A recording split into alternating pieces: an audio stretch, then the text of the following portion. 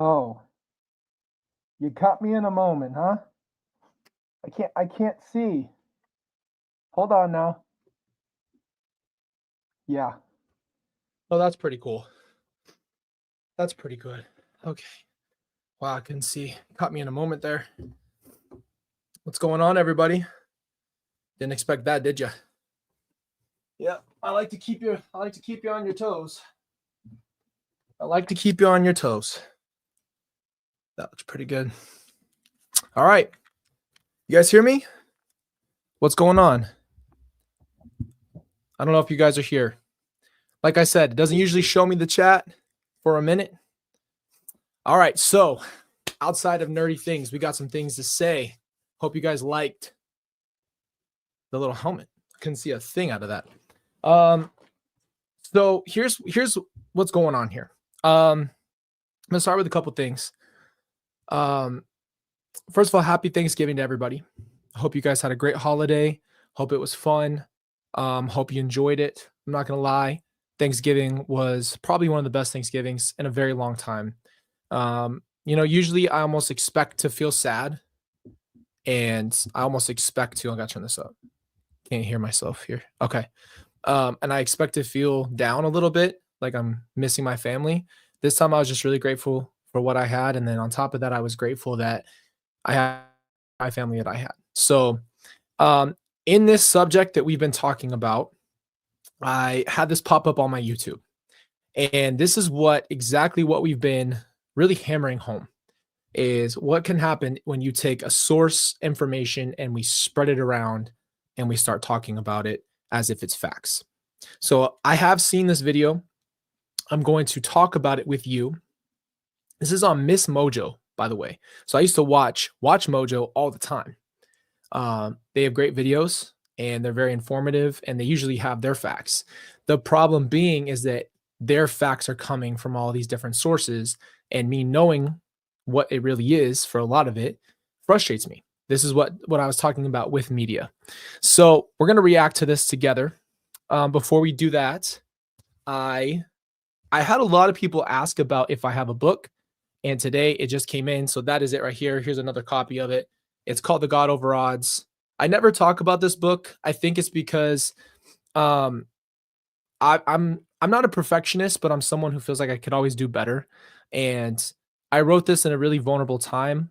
And I always feel like later on, I'm like, oh, I could have done this better. I could have told this better. I could have structured this better, whatever the case is. But I am very grateful for everybody who has been so sweet and supportive of the book. If you are interested, I do have a book on Amazon. It's called The God Over Odds, and it's more of my life story. A lot of people have been asking since we've been talking about this subject if I have a book. So this is it, and I've got it up there as well. I just wanted you guys to know that I've been asking. Now, on to the video. Again, we're going to react to this together. I have seen it. Hello to everybody in the chat. Hope you had a great Thanksgiving. Welcome to the stream. Yeah, I'm excited. So we're going to hop right in. We're going to talk about it. I'm going to give you my honest reactions. A part of me did, give me one second. Part of me did, I feel like I was holding back for a long time out of maybe fear or worry, or maybe being like, oh, I don't want to say the wrong thing, this and that. This is just the reality. This is what people have done. They've made media. They've talked about it. They're talking about my family. So I have the right to talk about it, in my opinion. So hi to everybody who's here. All right, let's get to it. I'm going to put it on the stage. We're going to get going. Appreciate you guys. Love you. As always, Booty Crack Jay. He's in the back there looking for you. And yeah, let's get going. Add this. We're going to watch this. I'm going to try to pause it a little bit more so we can conversate through it. It was messed up a little bit earlier. So if anything messes up, we'll pause it, we'll restart it. But let's get going. Somebody who was portrayed as the ideal mother, wife, sister, daughter. And then she essentially became someone unrecognizable. Yeah, so this is what's weird, right? There's this narrative that she was the ideal mother. What is the ideal mother? And in my opinion, an ideal mother is someone who's there for their kids, and there's no such thing as a perfect mother. There's no such thing as a mother that everybody agrees is perfect or whatever the case is. I think there's a narrative out there that she was the ideal mother. I don't really understand what that's supposed to mean. And in my opinion, I truly feel like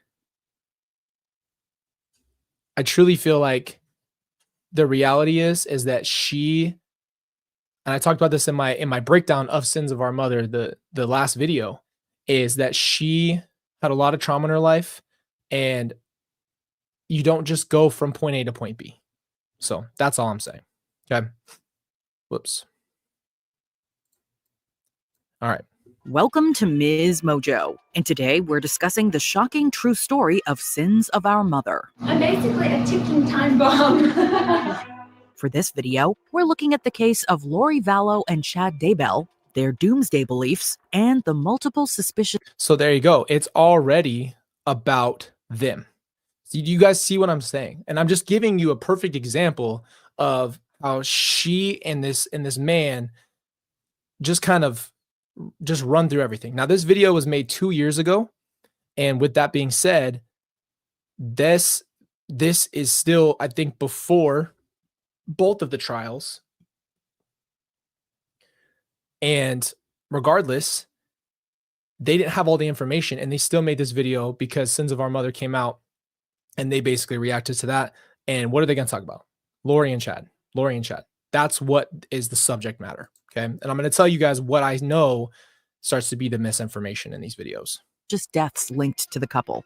Are you watching Sins of Our Mother? Let us know in the comments. No, we're not watching it. The many marriages of Lori Noreen Cox. I think it helps to go back in time to see how her past relationships may have played a role in her current situation. Born June 26th, 1973 in California. So for this video, as you can tell, they just pulled together a ton of different things. I have not watched a bunch of the media. I've told you guys this before who are here. I have not watched a bunch of things about this case on other networks. I've rarely even watched the stuff that I was even a part of until way later, and even then barely. So again, I don't know where they're pulling all this information from, but this is the problem. They jumped in so quickly to try to figure out something so complex, but yet here we are talking about the Lori story. California. Lori Noreen Cox was raised in a devout Mormon family with her 4 siblings. She was a cheerleader at Eisenhower High School in Rialto, and she was regarded as smart, friendly, and popular. After graduating, Lori tied the knot with her high school beau, Nelson Yanes, in 1992, much to her family's dismay. So I don't even know when this other interview was where they got this information. This must have been from my grandma or somebody else telling them this stuff, right? Where would they have gotten this? Because a lot of this wasn't in the documentary, if you've seen it. Though the union didn't last long. We asked Lori to wait a year. Oh, 2020. But they just went off and decided to do their own thing and got married. And so we didn't go to the wedding. While living in Texas. Yeah, so I guess this is my dad. Never met him. Hi, Dad. Lori married William LaJoya in October 1995, and her eldest son Colby was born the next year. They divorced in 1998, and in 2001, they got my birthday right. See, here's the other thing, right? Where the source material is now being pulled from multiple sources. What I told you guys before also is that this whole thing has been so many people saying things. So you have a lot of information coming in, and at least I'll give them credit. I feel like they, as an establishment, took more time to try to really truly figure stuff out. They really did. She wed Joseph Anthony Ryan Jr. They caught people's attention because they were beautiful, they were magnanimous, they were both extroverts, they were, just kind of larger than life. He adopted Colby, and a year later, their daughter... I didn't even know that. I didn't know he adopted me. Tylee Ashlyn Ryan was born. During this time, Lori competed in the Mrs. Texas beauty pageant and made an appearance on Wheel of Fortune. After years in a rocky relationship, the two divorced in May 2005. Now that Wheel of Fortune clip we saw Lori in becomes a lot more... So here's the weird thing, right? They sensationalize her moments they sensationalize her big moments, right? This is what they're trying to paint this picture because they think it's interesting that she's this, and this, right? That's what's so crazy is like they're not talking about the human being. They're still narratively, just like how the documentary did, taking these big moments to prove this point. And I'm not even sure what their point is. What are they reinforcing?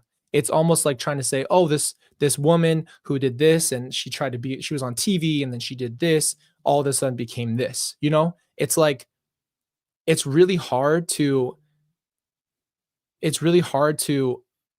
be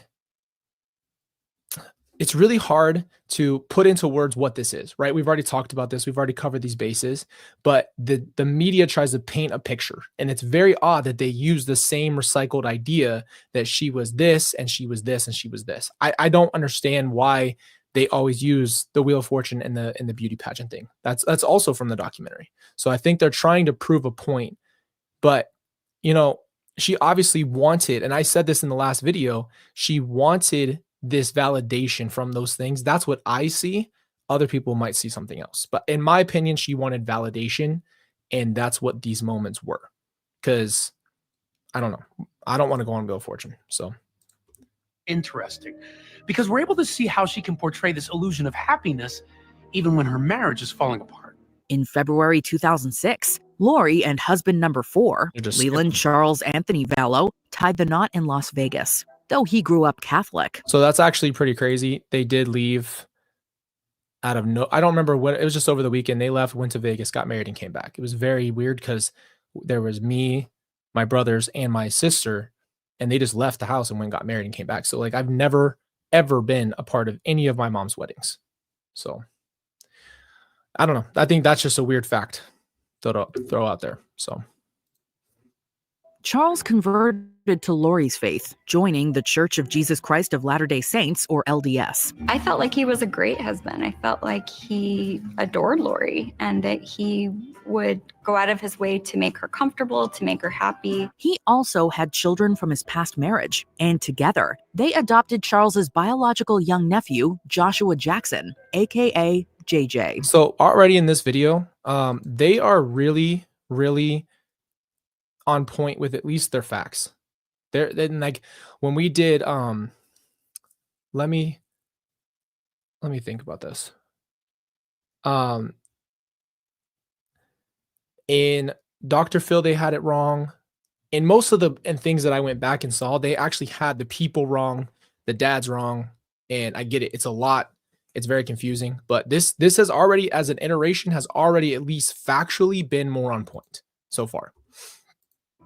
In 2014, Charles and Lori headed to Hawaii with Tylee and JJ before getting settled back in Arizona and me in late 2016. Good times and bad times, there are financial ups and downs. You know what's weird? And listen, I in no way, shape, or form do I want you guys to think that I'm looking for validation. I'm not trying to be validated. I'm not trying to throw myself in there, but it's really odd how cut out my brothers are and I am in a lot of these things because we were there. Right? I lived with my family. So I think it's really weird that just kind of danced around a little bit. Obviously, there's not a lot of facts, and I don't expect everybody to have the facts, but it's weird how the timeline is very just quick and just, you know, a little bit more inaccurate. But for the better part of 14 years, the marriage really seemed to work.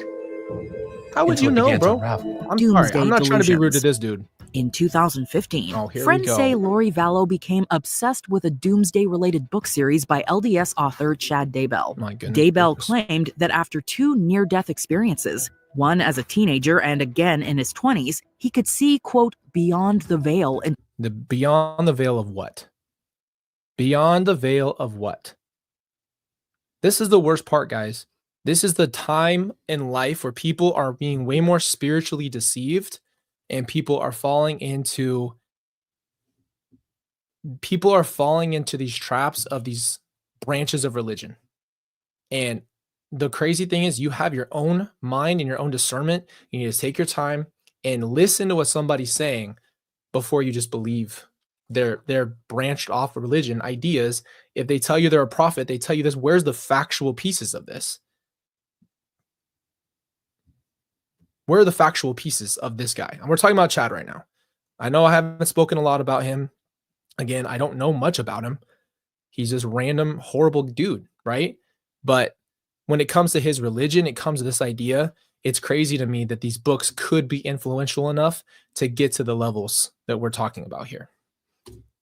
Into the spirit world. My torn veil allows information to be downloaded into my brain from the other side. The scenes I am shown are real events that will happen. In October 2018, Lori met Daybell for the first time at an event hosted by Preparing a People. The organization states that its mission is to, quote, prepare the people of this earth for the second coming of Jesus Christ. Okay, let's stop right there. I have no reserve to say this. If you read in Revelation, it's very clear how it's going to work at the end. And we do not need a special group who thinks there's these special people who are ushered in specifically for this. And if you are, it's not them. Let's just put it that way. Okay. And I have no problem saying that. These people think they have superpowers. They think they control the weather. They think they do these things. It's very off basis and it's very wrong. And it leads to some crazy belief systems. If every day of your life you are just preparing for the end, how are you living your life? If the end of the world is all you think about and care about, you can't be living your life and you can't be enjoying it. And on top of that, you keep making wrong things. And yeah, you're playing God. You're playing God. You're playing God and you are not God.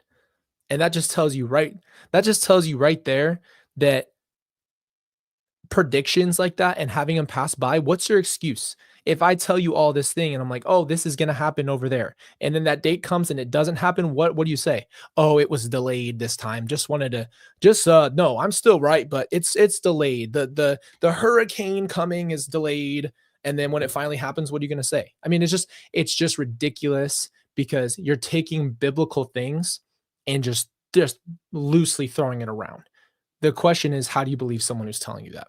That's what frustrates me the most. It really genuinely frustrates me the most.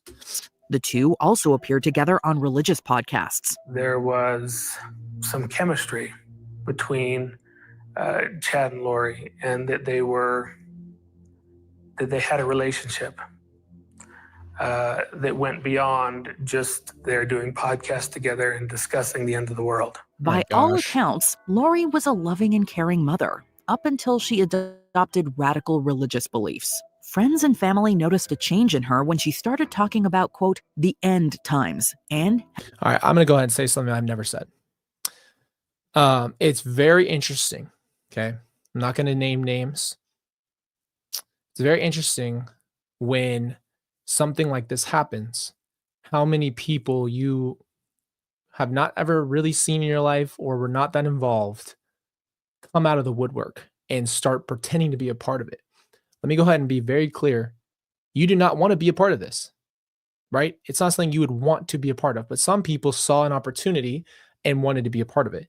And again, I'm not saying anybody's name or Kelsey,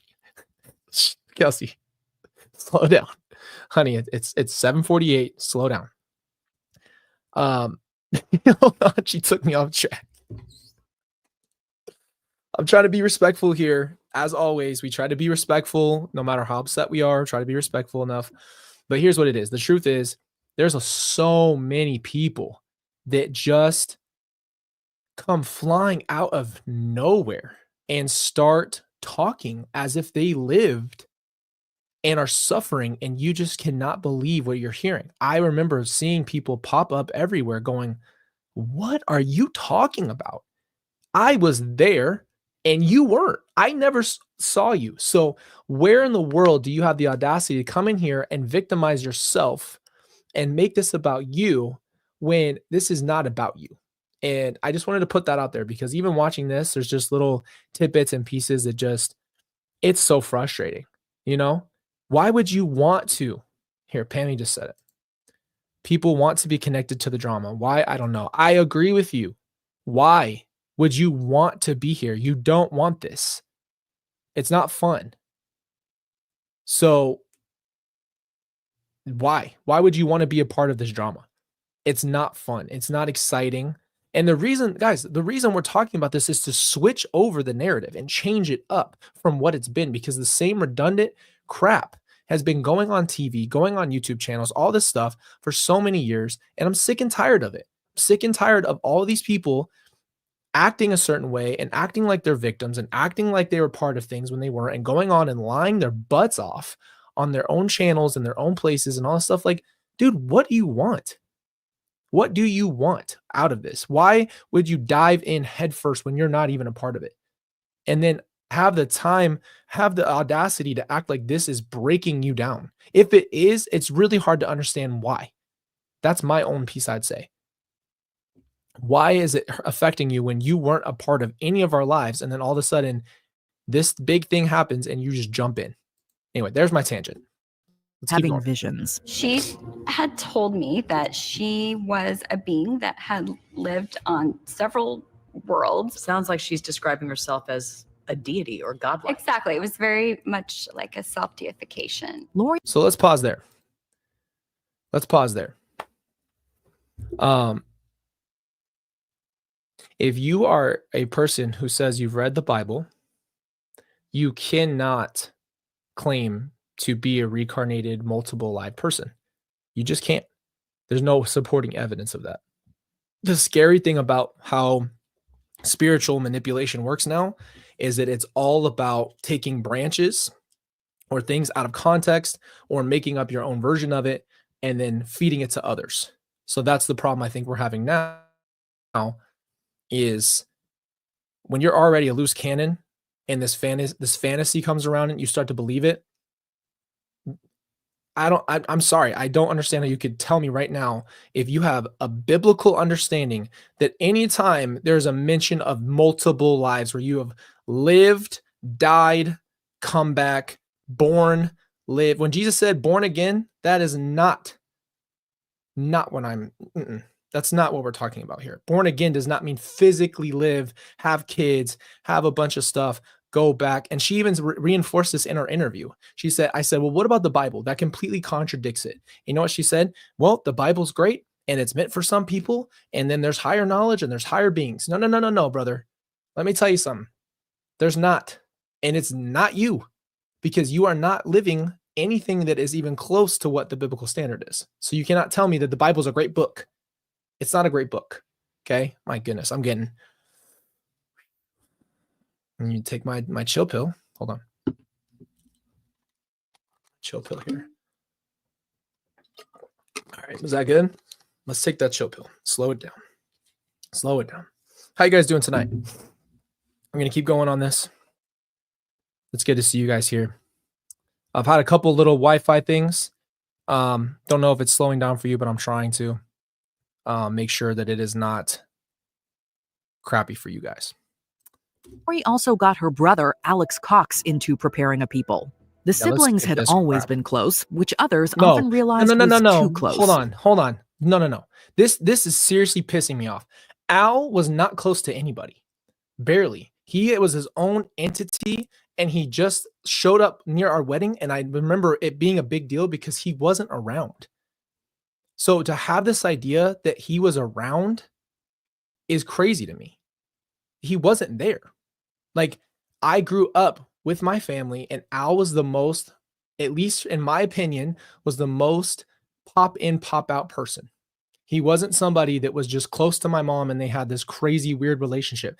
If that's true, that's not my account. And I have a very, very strong meter of reading stuff around me. So I'm just telling you right now, I don't know why that is the supported idea, that Alex was this person who was around all the time, who was involved deeply and all this stuff. I'm just being straight honest. I remember when he became a part of the family and like really being there was literally when we were about to have our wedding. We were setting up the wedding. He was there. I remember it being a big deal because he wasn't around. So it's just weird. It's just weird that that's the narrative, that he was really close to everything. So I don't know. That's all. That's just a false narrative right there. She saw Alex as her protector, and it's been said that he was considered the, quote, family hitman. I'm Alex, and I'm gonna be Looney Tunes. The deaths of Tammy Daybell and Charles Vallow. In January 2019, Charles Vallow returned home from a business trip to find Lori and the kids gone. Days before, she had canceled his returning flight and drained their shared bank account. And that's when cops get called in. So this stuff is starting to be from. Let me take a deep breath. I don't like this part. I might skip over this part just so you guys know. I don't like anything to do with this piece because it's just too hard to watch.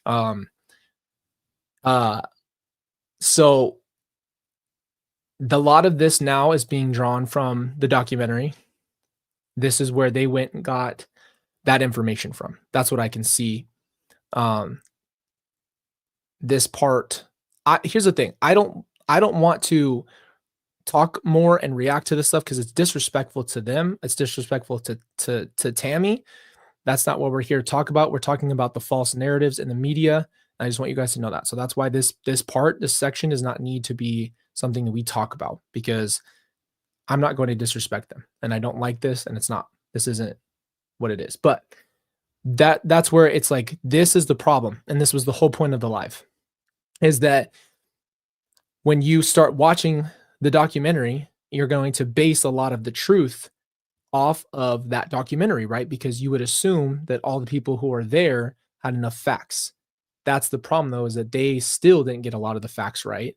And so now you base that off of, and now look, they make a video and they go do these things, and now there's more misinformation. There's more stuff being spread to people who obviously don't know. And that's the frustrating thing. And that was the whole point, guys, of the documentary. The whole reason we're talking about this, the whole reason we're on these tangents about the documentary, is because the whole thing was supposed to be the best course correction possible from how the media was portraying the story, and really tell how it was, and tell a different story and the reality, and tell about who these people were. So they would actually have honor at the end of it. This doesn't feel like honor. To me, this is disrespectful. And the reason it's disrespectful because you're trying to dig into somebody who was taken. So it's not honoring them by any means, or who they were, or leaving a legacy. You're just using it for that big dynamite moment. That's what I don't like. So I am going to skip this part wherever it ends to. I don't know where to skip to. We'll skip up a minute. Thank you guys for understanding. I love you and appreciate you. Thank you for creating a community where we can be here and you guys understand. Appreciate that. Do it, and here's why it's going to happen. He continued to warn police and the Cox family about his estranged wife's concerning state of mind, fearing for the safety of their children. On July 11th, 2019, Charles police noted that Lori, who had wasn't you guys know tears, there wasn't anything like that. So right now we're past this. If you want to watch this video, this is Miss Mojo's video, and it's right here in the thing if you want to watch the whole thing. The whole point is that it's overwhelming me, just the thought of it. So this is the thing. You guys know the story, so we don't need to go over that part. I watched that part in the beginning. I actually just listened to it. I didn't even see this part. It's just, yeah. But they factually so far are only off on a few things, but this is where it goes. In my opinion, this is where things start to get a little bit out of sorts, is near this part right here. You seem pretty put together. Hi, neighbor, sorry. In late August, early September, she and her family moved to Rexburg, Idaho. She had relocated to be with Chad, even though he was still married. He was gathering people to Rexburg. They were moving there because Chad Daybell said, this is where you need to be. On October 19th, Tamara Tammy Daybell, Chad's wife of nearly 30 years, was found dead in their Salem, Idaho home. We already know that. Due to natural causes. However, a little over a week prior, she reportedly saw an unknown assailant who tried to shoot her with a paintball gun outside her home. Oddly, upbeat, he was talking to members of the family like. Yeah, see, here's the thing. The reason why we're skipping over that is because, again, I want to be respectful to them. you guys know this information. It doesn't need to be gone over here.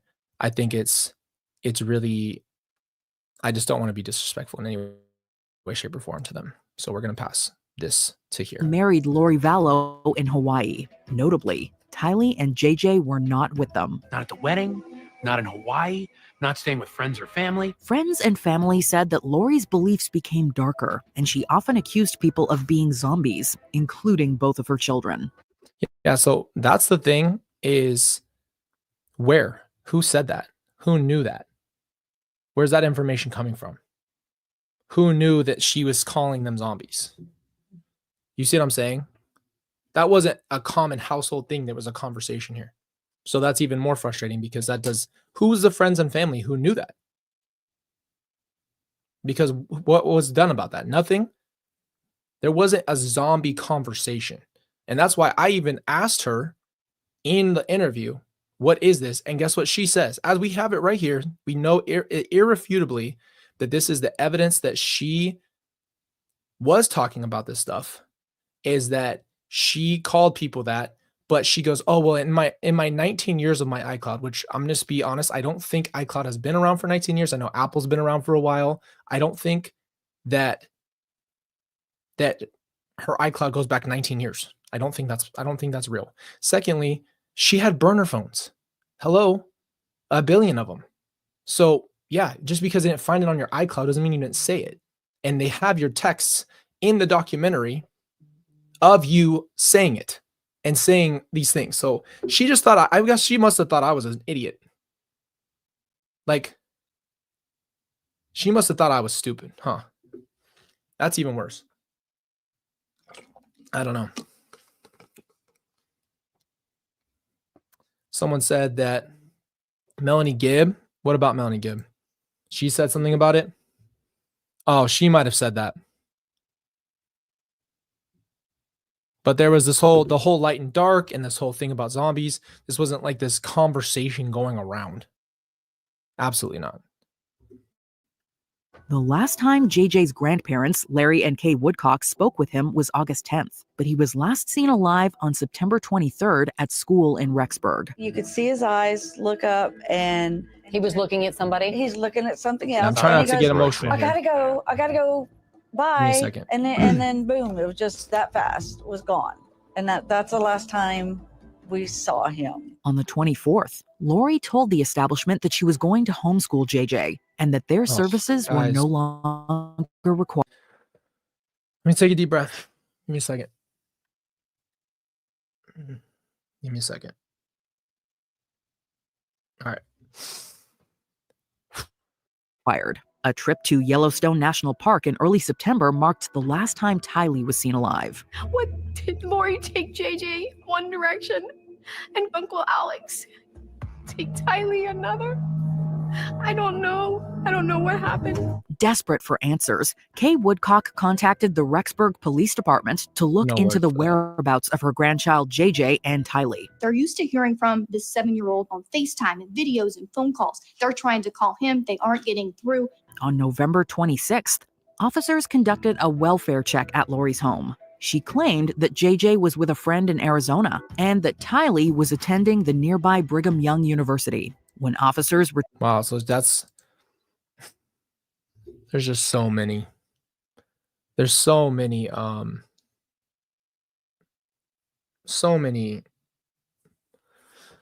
just so many lies. It's just sick. This whole thing is hard. returned the next day to issue a search warrant. They were gone. There was food in the refrigerator, food in the pantry. Everything had been taken off the hangers, and there was no clothes in the dresser drawers. In December, Tammy Daybell's body was exhumed from a Utah cemetery. Her death was ultimately ruled as suspicious. They told me that it's really, I've never talked about this either. And I don't want to, again, I'm not going to talk about people I don't really know, but it's really weird to think that Chad has kids, adult kids. That's really, I don't know how to explain what I mean by that. It's just it's odd to me. Asphyxiated what went on in your mind when you have police telling you your mother was asphyxiated? That's all his kids? Bro, I've never seen his kids. I kid you not. This is the first time I've seen him.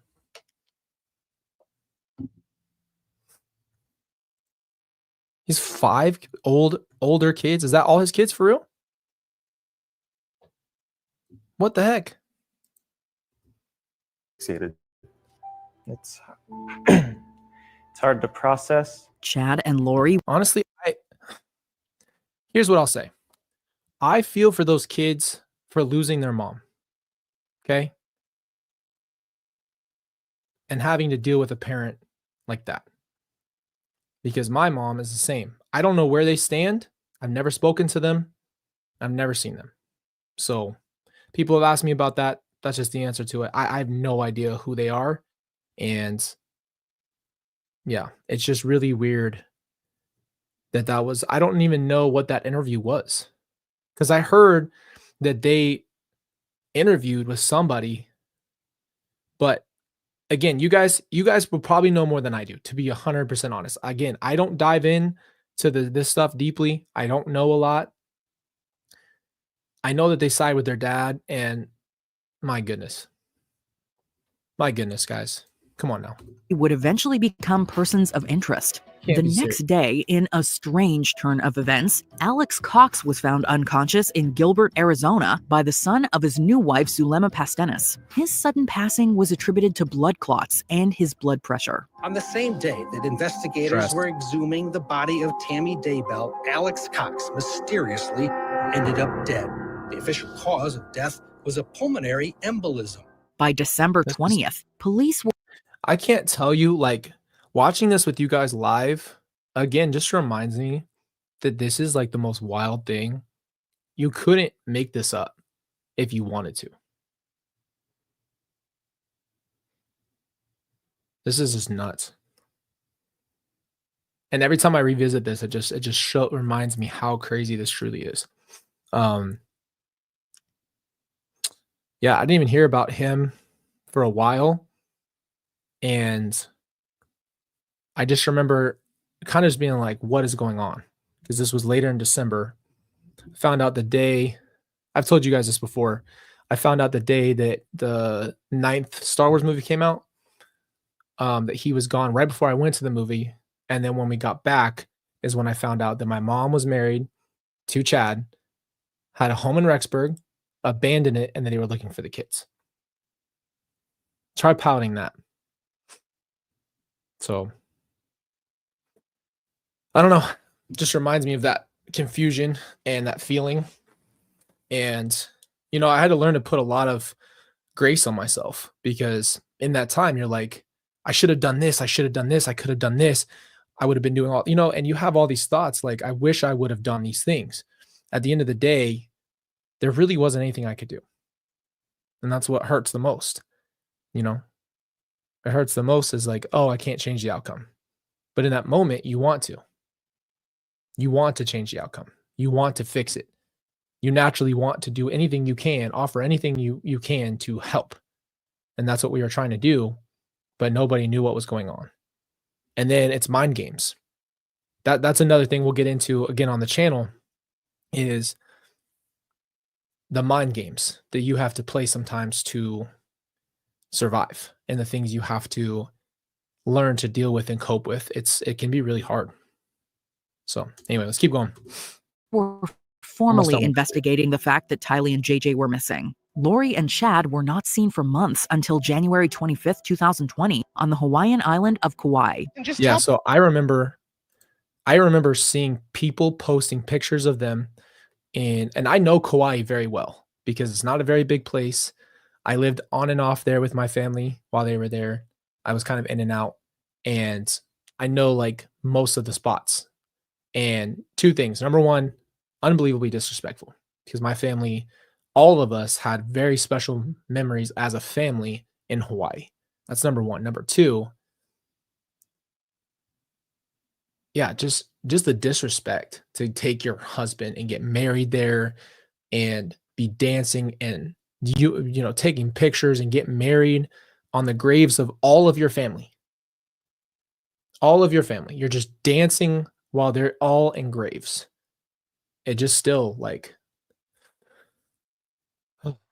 and at that time, they're just doing that. I'm seeing pictures of that. All of a sudden, all this information is coming out that they're in Hawaii. I remember making my mom video, and I did that video. This was like literally in that time. And I remember being so uncomfortable. And I remember I didn't care if any person watched it. I just wanted her to see it.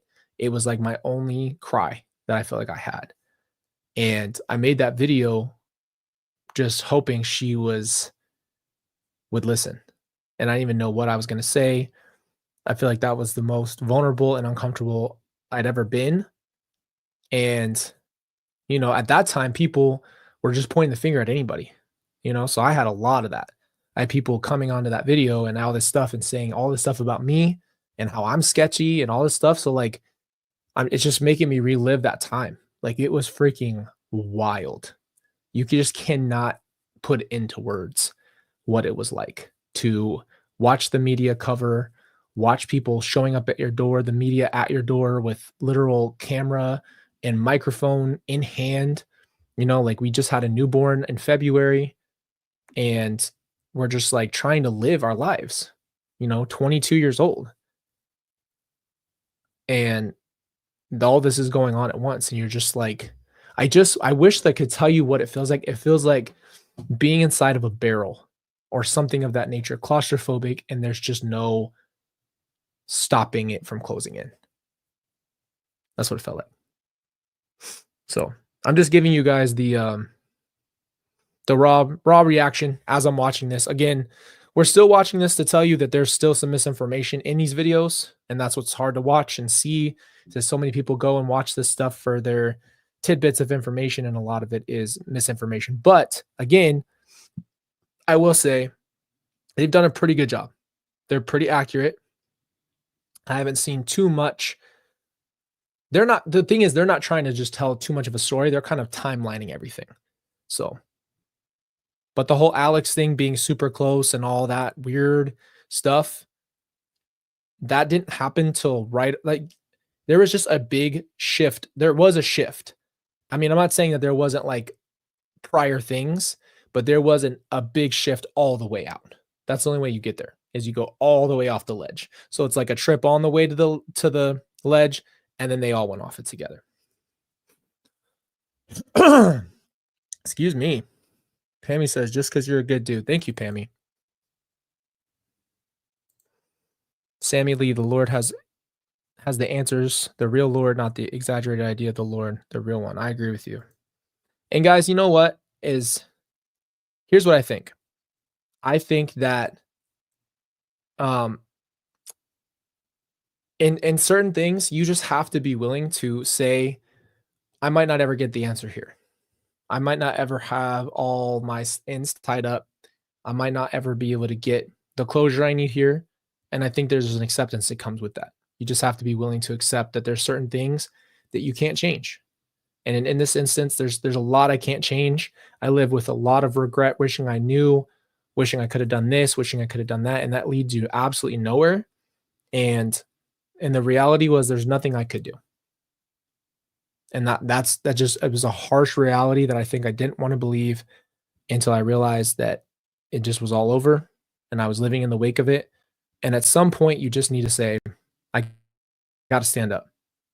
You know, one time I was really struggling, and at this point I was writing down my thoughts a lot. And I remember praying, and I remember the loudest, like not loudest, the hardest feeling ever was the Lord was like, you're living in a graveyard. And I remember thinking like, yeah, I am. I'm living in a graveyard. And I remember thinking, why? Because I remember thinking, well, what does that mean really? And then I thought, oh, my family's gone and I'm just here with them. I'm not living anymore. I'm sitting in the graveyard with them and there's no life. You guys ever seen, I brought up Creed before, and I promise we're going to finish the video. Just give me a second to go on my tangent.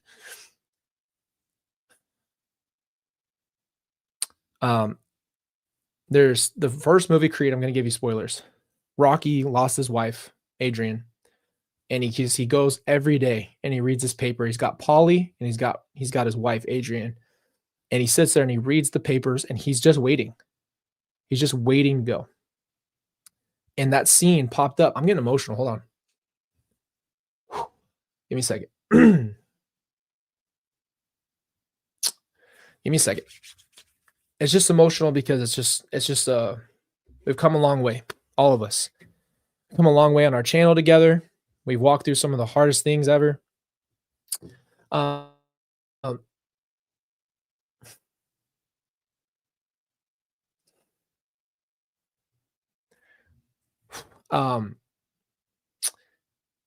was living in that graveyard.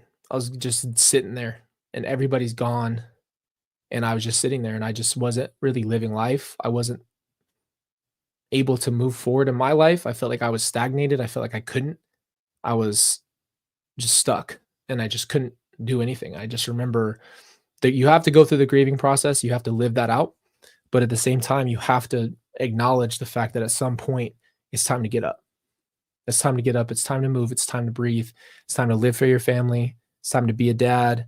You got to do it. And I just couldn't get up. And eventually, with a lot of help, I did. And I just make that a big point on this channel because if I can do it, who I feel like I'm not the strongest person, you can do it. So I just want to share that with you. But this is just bringing up all the feelings, man. How we doing, chat? I'm sorry. I went on a long tangent before we finish this video. You guys doing good? You guys still with me at 8:16? I love you guys and appreciate you. Thanks for listening to me go on tangents. I just like to share my thoughts. We're gonna finish the video. I appreciate you guys. It's almost over. It's like a couple minutes left, and I'll tell you what I think at the very end. But let's keep. Tell people what's happening. There's people around the country praying for your children, praying for you guys. Why don't you give us answers? That's great. Lori was served. She acts like she's the victim of Nate asking her questions.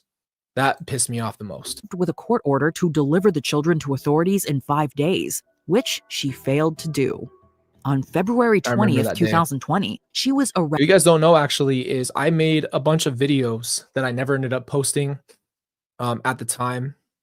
I never ended up actually doing anything with, that were made in these time frames where I was going to go on and say to her on my channel, what are you doing? Like, I had so many videos of so angry, and I felt, oh, this is just anger. So I felt like maybe this isn't the best thing to put out there. Maybe this isn't going to help. And I just was really in my head. So I had a lot of videos from these time frames where I was ready to just go off on my mom. Arrested and charged with 2 felony counts of desertion and non-support of dependent children, along with a slew of other charges. She was held on a $5 million bond until being extradited to Madison County Jail in Idaho in early March. This is not about Lori.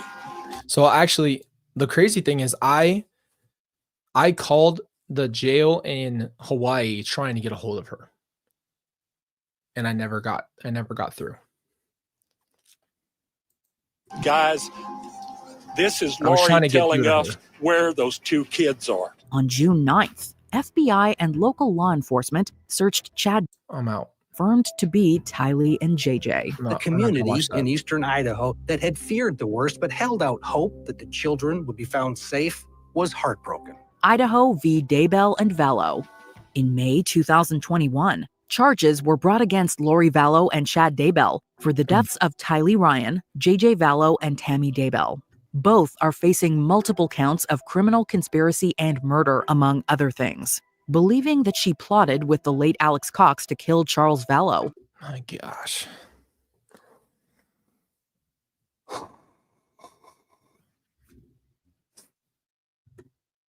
Need a breath. 1 sec.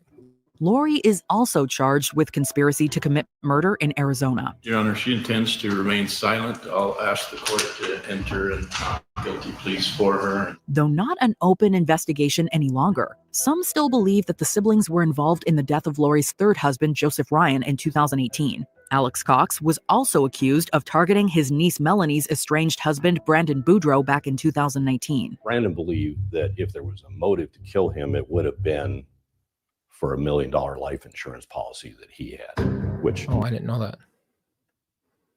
Melanie would have been the beneficiary. Both Lori and Chad have pleaded not guilty to the charges. If convicted, they each face the death penalty. The joint trial is set to begin in January 2023. Our day will come, and I will accept however it comes. As of September 2022, what exactly happened to Tylee and JJ remains unknown. Their story of love, religion, and death has so many unanswered questions. Among them, I don't want to watch anything did that's so many that, just so you people, guys know. including 2 There it is. innocent children. I'm going to pause here.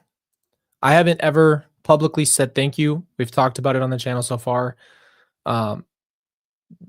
This fence was like such a big deal to me because it just, in that time, everything was so desecrated. Everything felt so filthy and vile and horrible and wrong with the world. And I appreciate I don't know who did this. I know there was a lot of people involved, and I just want to say thank you.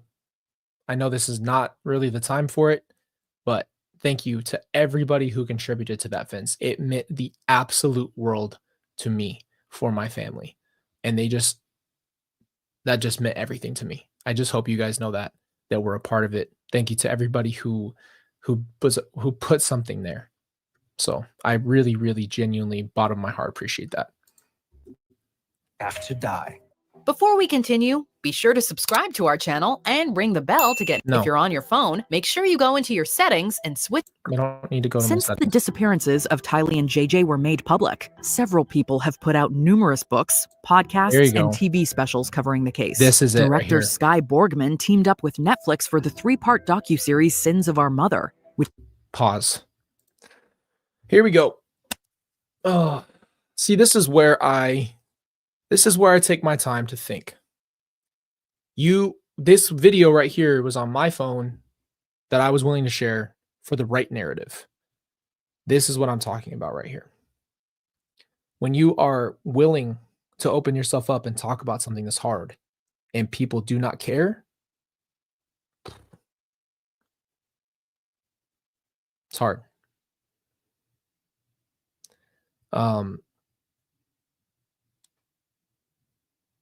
It's all the books, it's all these movies, it's all these things, and there's so much misinformation. And it just is like, how did we get here? How did we get to a point where you're so eager to make a project and do something that you're willing to put it out without knowing if you're correct? And this is how it works. We've talked about this before. It's the game of telephone. Somebody says something, and by the time you get to the 10th person, however many people you're playing with, somebody says something wild at the end that you never said. And that's the problem. It's passed down all the way until you get to this point, or you want to be sensational and you want to sell a story, and so you just take tidbits and you just don't know. And it's just frustrating because I have to watch this stuff. I see this stuff. Other people who knew them and loved them know the truth and know these things and watch the misrepresentation being spread around. All these people writing books and all this stuff. And it's like, I just would think, for half a second, would you not really want to come together and really think about, if you're going to write a book, if you're going to come in as a third person and do all this stuff to get yours, let's just call it what it is. Very few people have good intention. Very few people want to tell the story for the right reasons, right? What's more interesting to most people? Is it going to be the family story and all these people and the love and all the other parts of it that really make it what it was and have substance? Or is it the big headline, boom, boom, boom, here you go?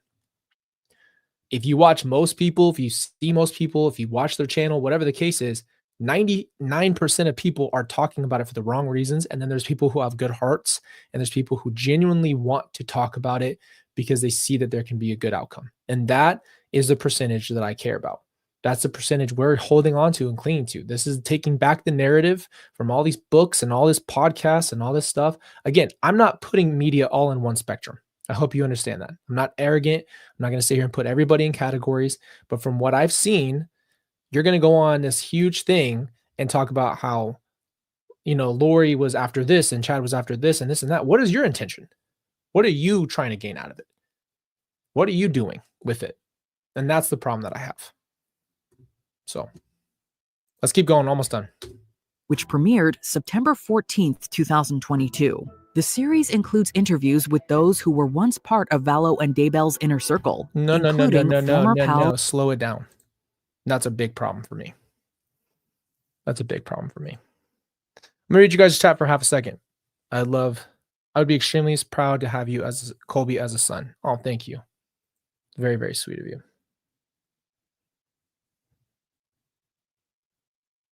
Very, very sweet of you. Gina, super sticker. Thank you so much, Gina.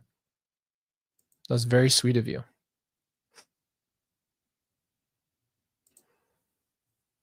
We all adopted Colby, even from long distance. I feel that. I feel like we're a family. I hope you guys don't think I'm weird, but I mean that. Why do you think I love to do lives like this? We could make videos, but lives are way more interactive, and I get to see you guys and be with you guys and talk to you guys. That's what we're here for. Deborah says, you are really an inspiring light for the Lord Jesus. Thank you. Thank you. I hope so. I don't always feel like that, you know. I always feel like I could do better.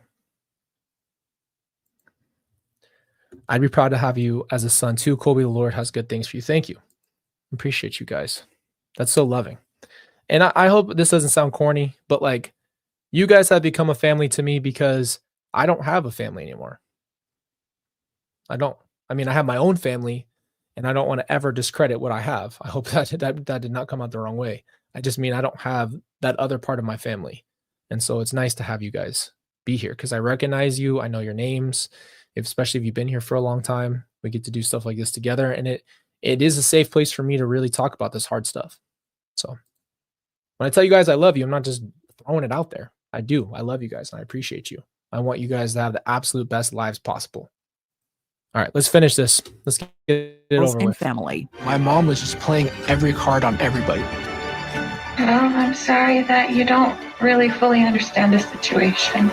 Check out this other recent clip from Ms. Mojo. No. And Thanks, Miss Mojo. All right, let's get into it real quick. So the reason I brought this up, obviously, I'm breaking down on the channel for you guys my thoughts about each episode because I thought it'd just be more in detail. I could really give you guys a perspective. It's a lot to process. And I think that really at the end of the day, there's so much misinformation, and I just want you guys to understand. You guys, I'm trying to give you the example and show you what I mean, is that there's so much out there and so much content and so much stuff about my family, but so much of it is inaccurate, and a lot of it completely brushes over everybody else. It's just about Lori, and it's just about Chad, and you know that's something we're going to get into. We're going to talk about that more in this next video that I do for you, is really how hard people that I love and that matter are brushed off and brushed away.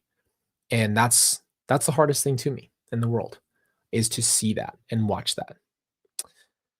So that was my tangent for the night. We started out the night with a Star Wars helmet on, and then I cried in front of all of you. That's awesome. And yeah, I appreciate you guys. You know that. I mean that from the bottom of my heart. I really genuinely do love you guys. I want the best for you in your life. And I try to share this story, my story, a piece of my story with you and my perspective, in hopes that it helps you, and in hopes that you feel like you too can take back your narrative if it's no longer yours. If you've ever had to go through media and trauma at the same time, or if you've even just been in a position where you need to reclaim a piece of you, the piece of you that was lost, or remake yourself into something new. I stand for you. I feel like that's a big part of why I'm here, is to help people. I hope I'm helping you guys. All right, let me read some chats. Lulu, It has to feel so strange, Colby. I only experienced a small percentage when my family lost my cousin in a tragic way. I saw people on social media discussing my family. It felt so odd. It is really weird. And I'm sorry that happened. It's really weird when people kind of just jump in and everybody starts kind of giving their opinions and talking about it. It's like, and it's really hard for you to process, you know? Brandon says Colby's victim impact statement to Chad was heartbreaking. We all love you, Colby. Thank you. That was not fun to do that, but I'm glad. I'm glad it was good. You're really groovy and I appreciate you. Thank you for the uplifting chat. Ms. Jackson says, we appreciate your vulnerability. I appreciate you guys being here. This is definitely taboo in our world, it seems, to talk about your feelings and talk about the hard stuff, but that's what this channel's been a part of. And I do have a new direction for us soon. We're going to be talking more about health and mental health, all of that stuff. We're going to get into that stuff too, because I want it to be a full circle. I don't want it to just be overcoming stuff, but we're going to get into that stuff soon. All y'all saying you would be happy to have Colby as a son. Time to start sending cookies to his P.O. box. Guys, I got to get a P.O. box for you. I know. Here's the thing. We looked into it and it was just, I don't know. It was just a complicated situation, but if we get one, I will tell you. Because I know people have said they have like handwritten letter. Oh my gosh, handwritten letters. Thank you. And I know people have made art and have made like beautiful things. So I would love to have that stuff, to be honest with you. You guys know I have a desk right here or a shelf behind me. I would display anything you guys sent proudly. Seriously. Jules, good evening, Colby. Kelsey in chat, sending you many hugs. You're so inspirational, Colby. We love you all. Vader says hi too. Hi, Vader. I love that you can say that. That's so cool.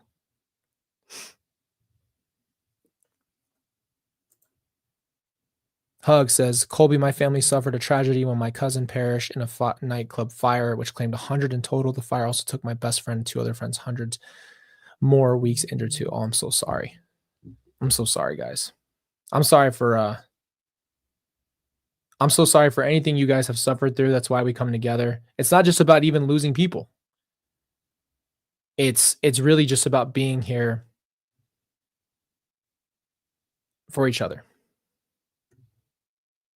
Being here for each other.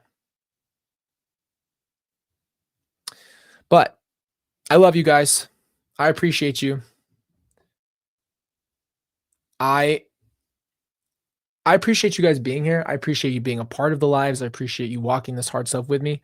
Again, I always tell you guys this, but I'll put everything on the community tab for you when we are going to go live, when we're going to do other videos, what's coming up next. I try to just keep you guys up to date. Today, we did a little bit of a late announcement for the live. I just put the actual live tab up for you guys so you could click on it. But you know, I love you. I saw someone said we have some Star Wars fans in the chat. This whole upper shelf's for you. I got some cool. Wait, hold on. One real quick.